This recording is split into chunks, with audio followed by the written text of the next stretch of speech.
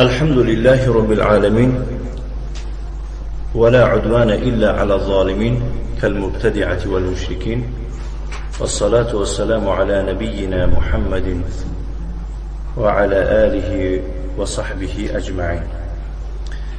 وبعد، وقفنا عند قول الشارح: أركان الإيمان. وقال صاحب المتن الشيخ المجدد العلامة محمد بن عبد الوهاب بن سليمان بن علي بن محمد بن أحمد رحمه الله تعالى: وأركانه 6. أركان ماذا؟ أركان الإيمان، صحيح؟ أن تؤمن بالله وملائكته وكتبه ورسله واليوم الآخر وتؤمن بالقدر خيره وشره. وقال الشارح الشيخ العلامة الدكتور صالح بن فوزان بن عبد الله الفوزان حفظه الله تعالى: الإيمان يتكون من أركان وشعب، فما الفرق بينهم؟ صاحب متن اساساً گفت که رکنهای ایمان، رکن گفته پایه استون نمیبین، 6 تا میباشن. یکی از اونها ایمان آوردنی تو اسم الله و به فرشتگانش و به کتابهایش و به رسولانش و به روز آخر و ایمان میاری به تقدیر نیکی و بدیش. این است یعنی که 6 رکن ایمان. شارح میفرماید ایمان از رکن و از شاخه تشکیل مییابد. یتکون، یک چیز تشکیل یافتنش میبین و وجود آمدنش میبین. فرق بین این دو چیست؟ یعنی بین رکن و بین شعب، شاخه چیست؟ الفرق ان الاركان لا بد منها فاذا زال واحد منها زال الايمان. شیخ میفرماید که فرق همین است که رکن بودنش و شدنش حتمی است و ضروری است و لابد است. بی رکن نمیشه. اگر مبادا یکی از اون رکنها از بین رود، دانید که ایمان از بین رفت. مفهوم؟ رکن چیزی ضروره، خواه رکن اسلام باشد، خواه رکن ایمان باشد. اینجا اساساً یا درباره رکن ایمان رفته است. لأن الشيء لا يقوم إلا على أركانه. چونکه چیز، یک اشیا، یک چیز در بالای رکنش برقرار است. وقتی که اون رکنها یک تشکیل داره، موازنتش گم میکنه. فإذا فقد ركن من أركان الشيء لم يتحقق. وقتی که نابود شود، نیست کرده شود رکن از ارکان همون چیز را، مثال آورده شده است، لم يتحقق، همون چیز عملی نمیشه. لم يتحقق، حقیقی نمیشه. و اما الشعب فإنها مكملات. اما گر درباره شعب، شاخه ها رفتنی شود، این شاخه ها چی هستند؟ و درستی اینها مکملات هستند. ایمان به کمالات میرساندگی چیزها میباشند. اینا اعمال و اقوال و اعتقادایی میباشند که ایمان شما را روز از روز چیکار میکنن؟ هر باری که شما این شاخه ها را عمل کردن گرفته، از شاخه ها خبردار شده، به این شاخه ها عمل کرده، همین قدر یعنی که ایمان شما چی به مکمل و به کمالات رسیده میکنه، پر میشه، بر زیاد بلند شده میکنه.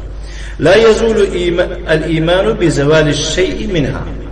ایمان از بین نمیرود اگر یگان چیزی از همون شاخه ها نیست شود. لكنها مكملات اما واجبات او مستحبات. ولی همون شاخه ها مکملات هم باشند، یا واجب هستند یا مستحب باشند. فهمیدید؟ مثلا بله ما میدونیم که رکن هم نباشند و مکملات باشند که، ولی مکملات در نوبت خود دو تقسیم میشن، یا واجب هستند به ترکیب گناهکاره یا مستحب است به ترکیب هیچ نباشتم که از ثواب میمونه. فالواجبات لكمال الإيمان الواجب والمستحبات لكمال الإيمان المستحب. واجبات این برای کمالات ایمانی واجب است. چقدر که شما واجبات انجام دادن گرفت، ایمانی واجبی شما به قوت شدن میگیرد. ایمانی واجب چی است؟ به الله ایمان آوردن واجب است. واجب است. انا همون اعمال واجبه که گفته که نماز و روزه و حج و زکات و دیگه چیزهای واجب گفته در شریعت ذکر کرده، هر بار که شما اینا رو یعنی که انجام داده، ایمانی شما به الله زیاد شدن میگیرد. دیده این در کجا در کار بوده است. اما مستحبات چیست؟ مستحبات این به کمال ایمانی مستحب، کمال ایمانی مستحب، یعنی خلاصه همین ایمان به قوت میکردگی کمبودی ها شما رسون میکردگی واجبات و مستحبات میکرد.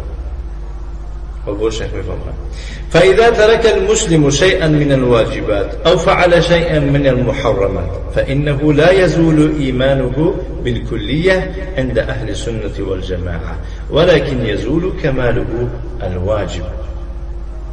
وقتی که مسلمان یگان چیز از واجبات ترک کنه یا که یگان چیز از محرمات رو انجام دهد، ایمانی اون کس کلا از بین نمیره از روی نقطه نظری اهل سنت و جماعت.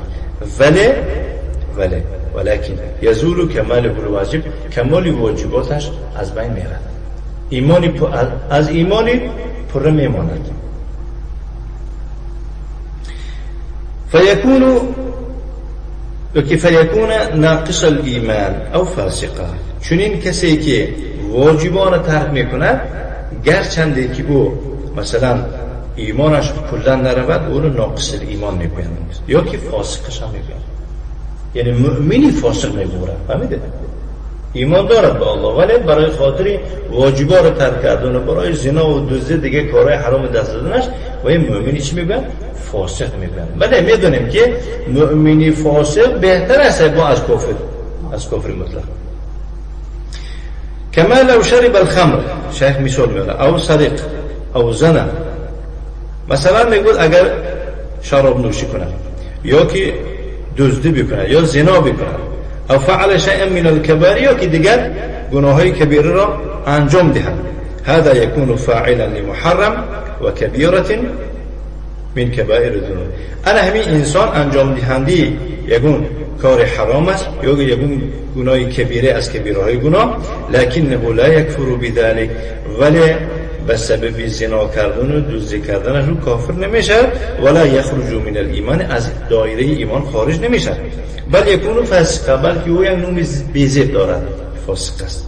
و یقام علیه الحد ان كانت المعصیه ذات حد. انا در بالای او حد رو برقرار میکنم اگر او گناهی انجام دادگیش دارای چی باشه؟ حد طلب باشه. مثلا زنا کرده باشه، من ایمان نمیبرم، گفته اینو نه، بله ایمان نمیبره، برای که شریعت رو دهره میزنه.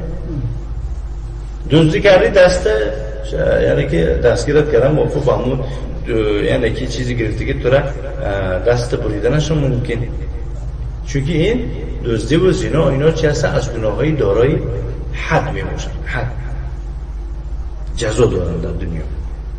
و کذالک من ترک واجبا، همچنین کسی یکون واجب ترک کنه، که من ترک بر الوالدین، مثلا یک کس نیکی پدر مادر ترک میکنه، او صلت القرابتی، علاقه خویش و تباره را ترک میکنه، هذه واجبات، همه میدونه که اینو واجب است.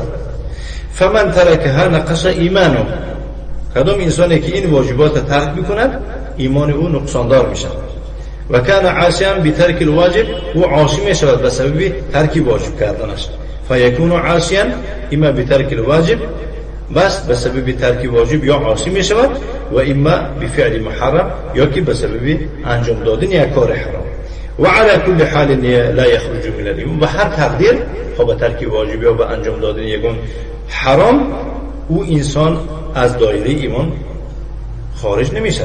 و انما یکون مؤمنا ناقص الایمان، برعکس او مؤمنی ناقص ایمان میشود یا که چی گفت؟ فاسق میشه. گفتیم هذا مذهب أهل السنة والجماعة خلافا للخوارج والمعتزلة الذين يكفرون مرتكب الكبيرة. این است مذهب اهل سنت و جماعت خلاف خوارجی ها و معتزله هایی که ایشان چی میگوین؟ اینا میگوین که مرتکب کبیره کافر میشه. کسی گناه کبیره کنه و کافر میشه. اینه که میگوین خوارجی ها و معتزله ها. نعم. فالخوارج يكفرونه ويخرجونه من الدين. فرقیتشون بگیم. فرقش بین خوارج و معتزله نمیشه که خواریجی ها رو معتزله بگیم و معتزله ها رو خوارج بگیم، چون که هر دو کافر میگوین. معلوم میشه است که با یک خصوصیت داره از یکدیگر فرق میکنه. فهمیدید؟ یعنی در یک چیز خوارج و معتزله ها یک میشوند. در کدام چیز؟ در کافر گفتن مرتکب کبیره، گناه کبیره انجام دادگی آدم از اون نقطه نظری خوارجی ها، از اون نقطه نظری معتزله ها چی هستن؟ کافر. بله. فالخوارج يكفرونه ويخرجونه من الدين. انا فرق بین خوارجی ها میگن که وای کافر میشوند، او را کافر میگوین و او را از دایره دین میبرند. والمعتزله يخرجونه من الدين لكن لا يدخلونه في الكفر. معتزله ها باشن او را از دین میبرند ولی او را در کفر نمیدارند. و انما يقولون و برعکس میگن که هو في منزله بين منزلتين لا هو مؤمن ولا كافر. و او انسان مرتکب کبیره را بین دو منزلت قرار میدهند، جا میدهند.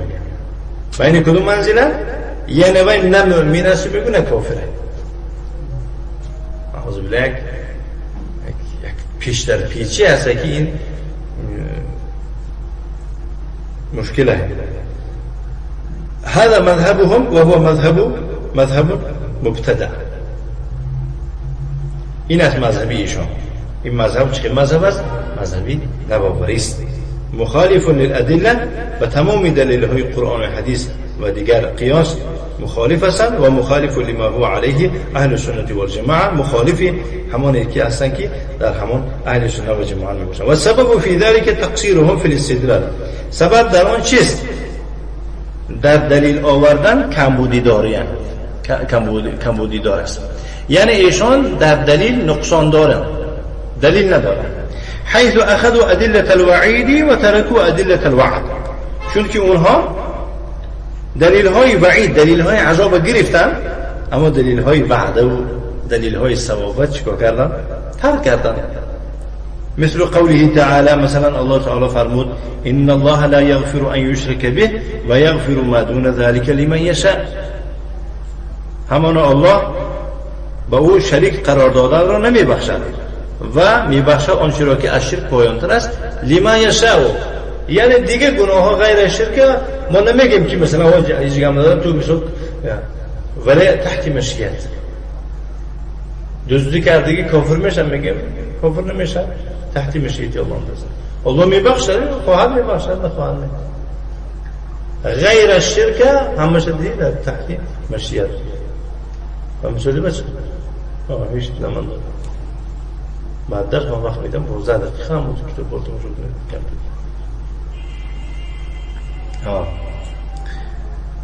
هذه من أدلة الوعد. این از دلیل های وعد است. دلیل های وعد است در کجا سر میشه؟ و یغفر ما دون ذلك لمن یشاء. این دلیل های وعد است. دلت على أن العاصي الذي لم يصل الذي لم يصل إلى حد الشرك والكفر أنه مرجو له المغفرة ومعرض للوعيد والعقوبة. این آیه دلالت کرده است که معصیت، عاصی، کسی گناهکاری که به حد شرک و کفر نرسیده باشد، البته امید است برای او مغفرت و پیشنهادی است برای او و چی؟ به عذاب دادن و به عقوبت. فهمیدید؟ یعنی که الله خواهد او را بخشیدنش ممکن و پیشنهاد به عذاب و به شکنجه و به و مصیبت گرفتنش هم ممکن بیان، یا در این دنیا در آخرت.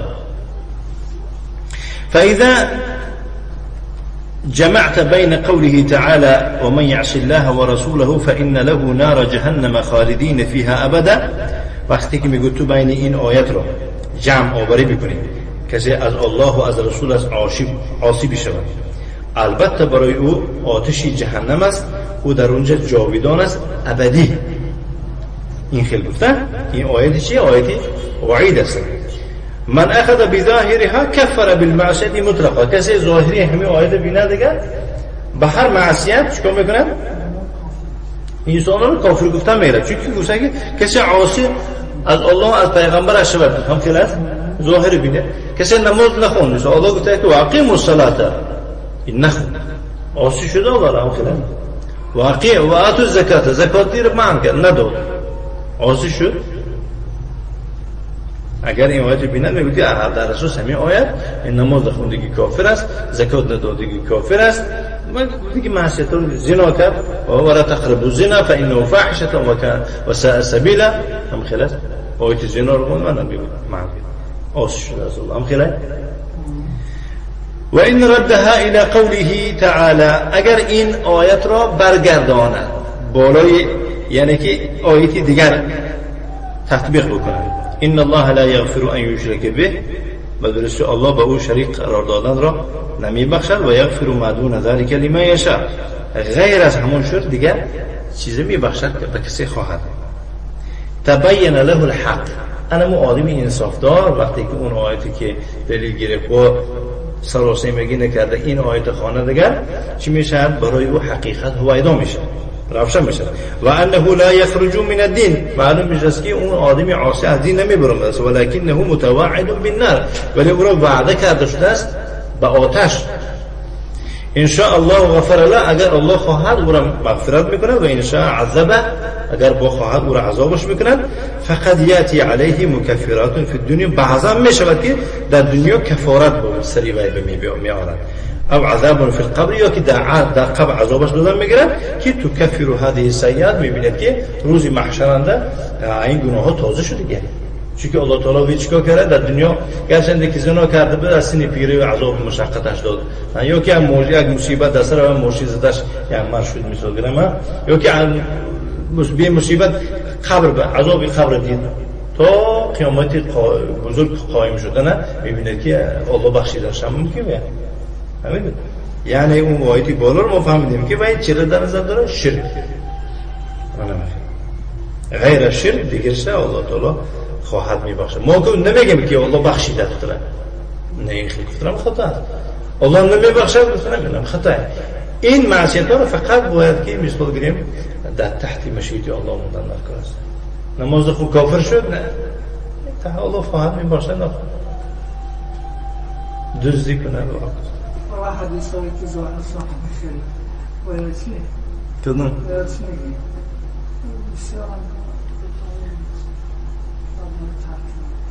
نه که خیلی مثال نگاه کنید، مهم چی دعوا دارد، چی دعوا دارد. من مسلمانم، من شیخ مویا وقتی گفتن که هر کسی که یک کاری گناه انجام میده و جاهله، فهمید؟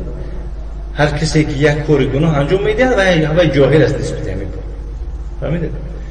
برای خاطر همون و دعوا میکنه که من مؤمن هستم، این جنده شروط هست، شروط تکفیر هست. کدوم وقت مثلا تاریک نماز کافر میشود؟ اکثر علما دلیل میگیرن از دیگه آیات و حدیث ها که مستحیل باشه، اگر حلال دارن. ما بسیار بین نمازا رو میبینیم که نماز خونه رو میخونیم، ان شاء الله میگم ان شاء الله حرکت داریم نیت داریم، اما من نیتی و یک ساله 10 ساله نمیتونم کافر گفتن و این کار نمیگم من نمیخوام، من بیزارم من نماز تو گفت دیگه خب با یک قرار آورده میشه، با هم دیده میشه که اینجا موانع نباشه، با شروط برقرار باشه، موانع نباشه. امید مثلا علماء این مورد بسیار کتابا نویسن. والمكفرات كثيره، کفارت گناه میشدگی اعمال بسیار، یبتلا بالمصائب بمصائب، میشود که با مصیبت ها او را گرفتارش میکنه الله، اخونو در میمونتش الله تعالی، یعنی که مثلا از میوه ها میبرد، فرزنداش نابود بکنه، زنش میگیرد، یک مصیبت دستش میاره، پشتیم گناه کرده گیر. ولی اینو چی میشن برایش؟ مکفرات میشن. یبتلا بعقوبات فی الدنیا، در دنیا بس به عذابها گرفتارش میکنن، او یعذب فی قبر، یا او در قبرش عذابش میکنن، او یؤجل الی یوم القیامه، یا او تا روز قیامت مهلتش میدن، معنی خیلیش کاره کنی لذت کنی گرسنگه، و یکونو تحت المشیئتی، به هر حال در تحت مشیئت باشه.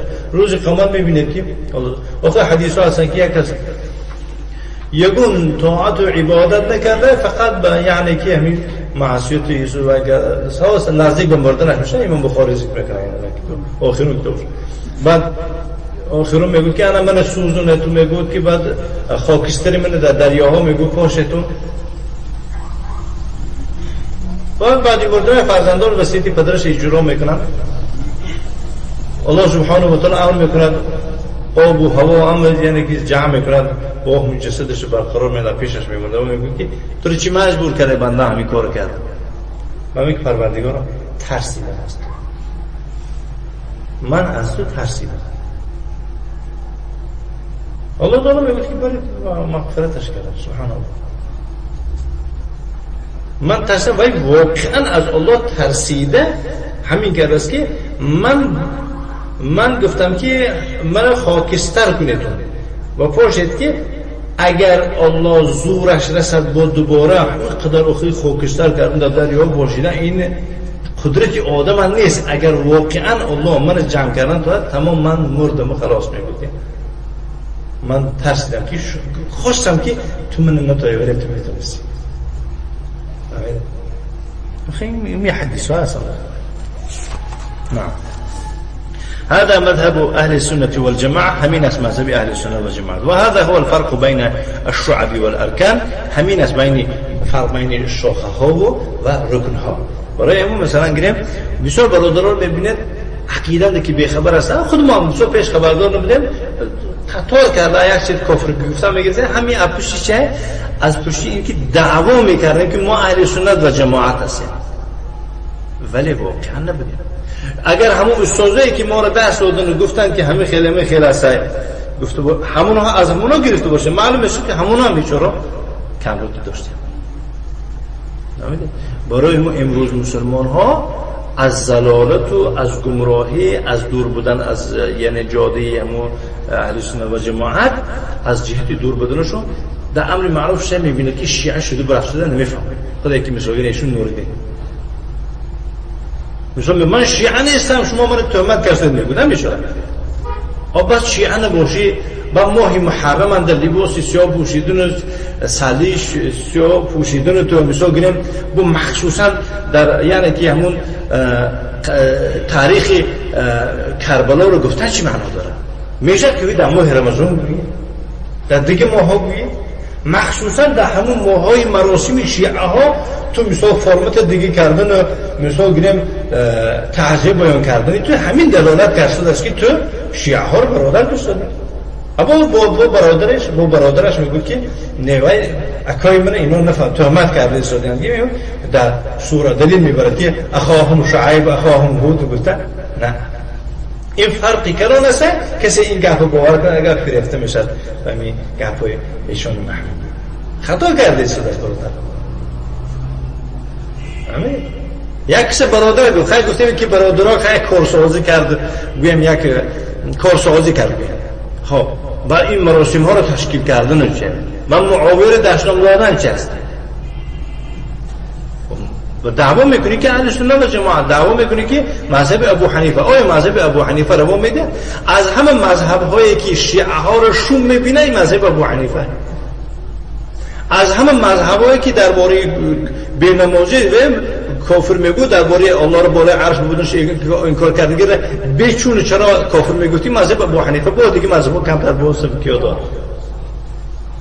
فهمیده؟ همین از جهت بیسواده برادر میبینه دعوت میکنه خوارج شده بر افساد است، میبینه که دعوت کرد در دنیاش مثلا گپای مرجعیت هست، مرجعیت هست. اهل سنت و جماعت برای خاطر این برادر عزیز پیش از اون که عکس تنقید کنیم ما نمیچه ملا کنیم نمیچه خونده یا نیم طالب علم میگه شیخ صالح الفوزان میگه که اینا را انصاف المتعلمین میگه نیم علم گرفتگی ها همین چیز ساده کنترل کرده. حالا حدیث حالا همین کتاب قسم به الله همون آدمای حال در اینجا مشهور فتوا داده ایستادن با کوکز فتوا داده ایستادن در همین چیز ساده رسیر نمیشه فتوا داده ایستادن اگر بره که از برای الله شده همین خطبه شک مقبل همین متخوان که خطبه همین کتابی که ادری کتاب تو حالا یک خونده ایستاده می کتاب عقیده یا که نحو خوان شده همین خطبهش برای من خون بس آدمی که خطبه کتاب علما را خوندن نتونه وای درون کتاب خواندنش هزار خطا میکنه. برای خاطر می پیش از اینکه یک فتوا دادن پیش از اینکه یک فتوا دادن یک تنقید کردن باید که چی بودنی خودت اول انق پوزیسیا میگم که موقع خودت باید که انق کنی برادری طالب علم. تو واقعا یعنی که اهل سنت و جماعت عقیده سلف طرفدار هستی نباشه احتیاط کن. و تو در اهل سنت و جماعت سلفی هم میگه نابود کردن نکنه من نه عقیده اهل سنت و جماعت نابود کردن گپ نیست نه. فمن ترك شيئا من الاركان فانه يكفر کسی رکن از رکنات چیز را ترک بکند او کافر میشه. من جحد التوحید و اشرک بالله عز وجل هذا يكفر کسی که توحید را انکار کند و با الله شرک آوری کند او کافر میشه لانه ترك الركن الاول چون که او رکن یکم را ترک کرده است. و من جحد احد الرسل يكفر یکی از رسول ها را انکار بکند گو که وای پیغمبری روسای بود میگم خیلی عیسی من کارم چه به عیسی بود من باور ندارم بود به همون عیسی بود کافر میشه نعوذ بالله لانه ترك ركنا من ارکان الاسلام چون که او یکی از رکنهای مثال گیریم چی اسلام ترک کرده که رکنهای ایمان گفته در نظر دارد چون که هر جا که اسلام تنها بیاد اگر و فکرم میگن یا خطا آمده است یا که اوی در تحت و در وضع است عبارت. و من جحد الملائکه یکفر کسی فرشته ها را انکار کند و کافر میشد و یخرج من المله الملت اسلام میبرد. من کفر بالبعث یعنی تاجیک نمیشد نه ملت تاجیکش نگوید دیگه خطایش بگوید نه یعنی ملت اسلام نزده. من کفر بالبعث کسی زنده شدن را بعد مردن انکار بکند کافر می شود. او جحد الجنة او النار یا که جنت و دوزخ مثال گیریم خرافات انگود و انکار کند. او الصراط یا که پولی صراط او المیزان یا که ترازی که اعمال برمیکشند. او شیء مما ثبت من امور الاخره یا هر چیزی که ثابت شد واسه از امور کارهای آخرت فانه بذلك يكفر و سبب همین انکارش کافر میشن چون این کس لانه انکر رکن من ارکان الایمان چون که رکن از ارکان ایمان را انکار کرده ایستاده است. كذلك من جحد القدر کسی تقدیر را انکار کند همچنین. و قال الامر انف بود که هر یک کارها تصادفی هستند. انف گفته به معنای مستأنف یعنی تصادفی. انف کسی گفت که اینه تقدیر نیست یک تصادف شد یک بودم یک تصادفاً شد اگر من نمیبرمدم این ماشین نمیزد من این تصادفاً شد بعد خیلی نمیشد بود دیگه نعوذ بالله بهم خطا کرد. لم یسبق قدر من الله تقدیر الله گذشتگی نیست پیش از این. انما هی المصادفه این یک مصادفه یک تصادفاً شدگی است و الامور بالصدفه این کارها هم مش تصادفاً میشود. وليس هناك قدر كما يقوله غلاة در اونجا يقول تقدیر نیست میگه چه خیلی که میگه این گپه که غلاة المعتزله از حد گذر و تجاوزگران معتزله ها میگفتند فانه يكفر ايضا چون این کس نیست کافر میشود نعوذ بالله لانه جحد القدر چون که او تقدیر انکار کرد. اما من ترک شيئا من الشعب اما یک کس شاخه از شاخه‌های ایمان یا که اسلام چیکار کند ترک بکند فإن هذا ينقص ایمانه چون این کس ایمانش ناقص می شود. اما ان یکون ناقصا لکماله الواجب یا وای ناقص می شود نسبت کمال ایمانی واجب است او نقصا لكماله المستحب یا که به کمال مستحبش نقصان می شود لکنه لا یکفر بذلك ولی به هر حال به هر تقدیر بسبب همین ترک شعب شاخه ها کافر نمیشد گفته ایستاده شیخ. و ما دلیل الزیادة و النقصان فی الایمان. شیخ اکنون انتقال کرد به همون معنای ایمانی که گفتیم که و یزید بالطاعت و ینقص بالمعصیه. همون دلیلش چیست گفته ایستاده؟ دلیل زیاد شدن ایمان چیست؟ أما دليل الزيادة فقوله تعالى إنما المؤمنون الذين إذا ذكر الله وجلت قلوبهم و درست مؤمن های واقعی ایشان کسانی میباشند که چون الله را در نزدشان خاطر رسان کرده شود و ذکر کرده شود وجلت قلوبهم دلشان در تپش و در ترس می‌دراید و اذا تلیت علیهم آیاته و چون آیات های او را در نزدشان تلاوت کرده شود زادتهم ایمانا ایمانشان زیاد میشود. فدل على أن الإيمان يزيد بسماع القرآن. إن دليل شده است که ایمان به شنیدن قرآن هم زیاد می شود. و قوله تعالى و اذا ما انزلت سورة و چون و اذا ما انزلت سورة ای اذا نزلت قطعة من القرآن. یا سوره قطعه از قرآن است واقعا. یک پاره از قرآن اگر نازل شود فمنهم یعنی هم اشاره به منافقان هم المنافقون. بعض منافقها از منافقها بعضش من هست کسی که میگوید که ایکم زادته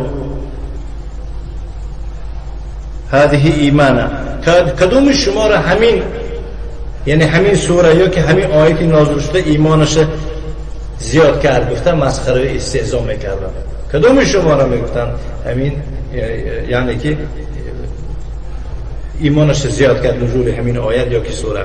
فاما الذين امنوا فزادتهم ایمانا. اما واقعا کسانی که ایمان آوردن به سبب نازل شدن آیات از قرآن کریم ایمانشون زیاد میشه و هم یستبشرون اونها خرسند میشوند بشارت مییابند که یک آیت و یک قانون الهی یک خبری نو آمده است طرف پروردگار گفته ایشان شاد میشوند. دل على ان الايمان يزيد بنزول القرآن و سماعه و تدبره.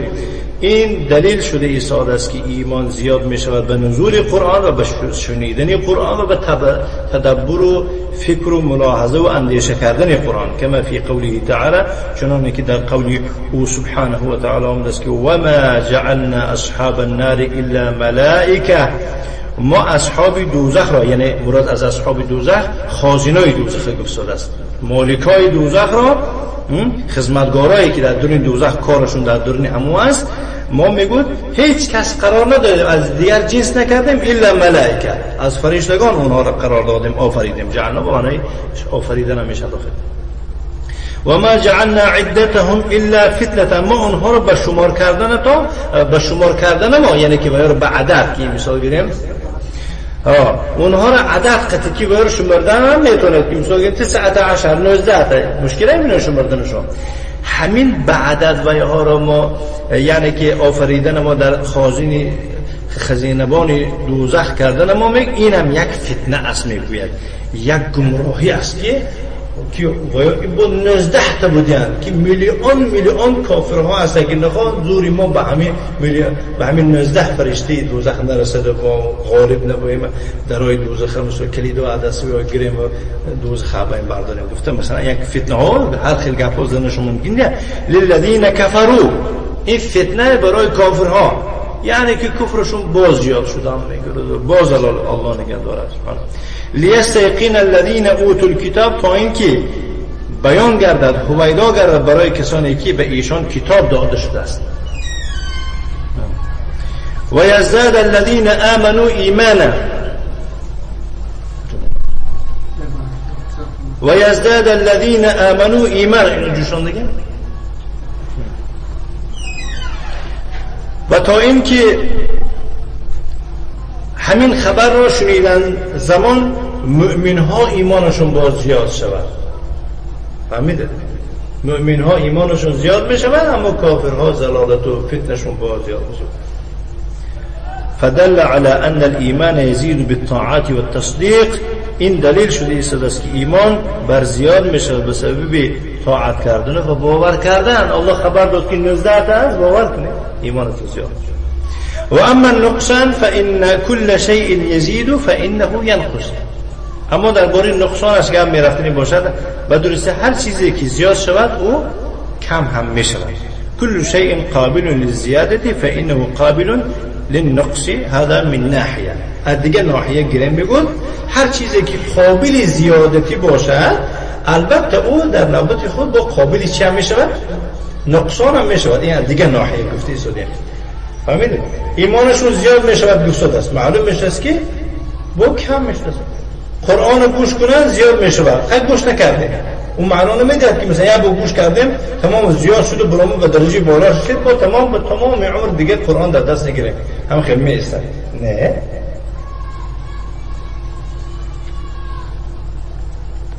برای همون مثال گیریم برای همون اتقوا الله گفتگی گپ مثلا الله تعالی فعل امر میگه که از الله تقوا کنید یا که میگه که مثلا یا ایها الذین آمنوا آمنوا بالله مگر ایمان آوردگی نیست ایمان آوردگی است ولی الله تعالی با امر میگه میگه چی آمنوا بالله یعنی جن امر به معنای چی استمرار امر به معنای چی مستمر بر دوام باشه تقوای الله رو بر دوام گیرید که همین روزی که شما از دوام این قطع گردانیدید البته یک کم بوده میشه در ایمانتون کم میشه.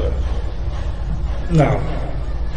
ودل عليه قوله صلى الله عليه وعلى آله وسلم في الحديث الصحيح إن الله سبحانه وتعالى يوم القيامة يقول أخرجوا من النار من كان في قلبه مثقال حبة من خردل من إيمان.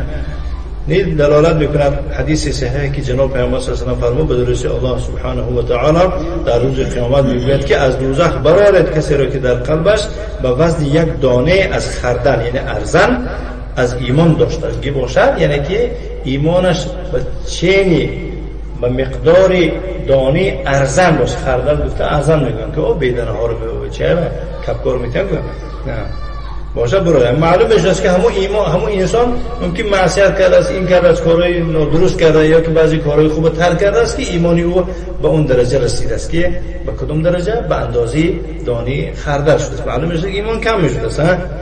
انا اخرجه البخاري ومسلم من حديث ابي سعيد الخدري رضي الله عنه فدل على ان الايمان ينقص حتى يكون على وزن حبة خردل في القلب. رحمك الله. این دلالت کرده ایستاده است که ایمان نقصاندار میشود کم میشود تا اون اندازه که به وزن دانه از دانه های ارزان میشود در درون قلب. و كذلك قوله تعالى هم للكفر يومئذ اقرب منهم للایمان. دیده نه چی میگه ایشان با کفر در اون روز نزدیکتر هستند. منهم للایمان از اونها همشون نه یعنی که از چه نظر به ایمان دیدن یعنی که از ایمان دور شده به کفر نزدیک شده. وقتی که به کفر که نزدیک شود ایمان کم می شود. هم خلاصه دل على ان الايمان ينقص حتى يكون اقرب الى الكفر. همین دلالت کرده است که ایمان با کم می شود حتی به کفر نزدیک شده میشه. یعنی کافر هم که نشود میبینید که به طرف کفر و به همون فسق و فجور نزدیک شده میگیرد. همین چی دلالت کرده است که چی او را واگذار کرده چی او را مجبور کرده که زناخانه و میخانه و دیگر کارهای جنایت به نزدیک کرده است. معلوم میشه که ایمانش از تبابت از تربیت مونده ایستاده است. ایمانش کم شده است شیطان او را زورش رسیده برای به کارهای بد دست زنش کرده است. و فی قوله من رأى منکم منکرا فلیغیره بیده کسی از شما یک کاری منکر بیند او را به دستش تغییر بدهد. فإن لم يستطع اگر نتواند پس به زبانش فإن لم يستطع فبقلب اگر نتواند به قلبش را بعد بیند و ذلك اضعف الایمان. این از همه نقطه ضعیفترین ایمان است. اخرجه مسلم من حدیث ابی سعید الخدری. دل على ان الايمان يضعف. این با دلالت کرده است که ایمان ضعیف می شود. ای معنی ضعیف چی است؟ ینقص کم می شود. فالایمان اذن يزيد بالطاعه وينقص بالمعصيه. از این برمی آید که ایمان به چه به طاعت زیاد می شده است و به معصیت کم می شده است. نعم. صلى الله وسلم على نبينا محمد وعلى آله وصحبه وسلم تسليما مزيدا.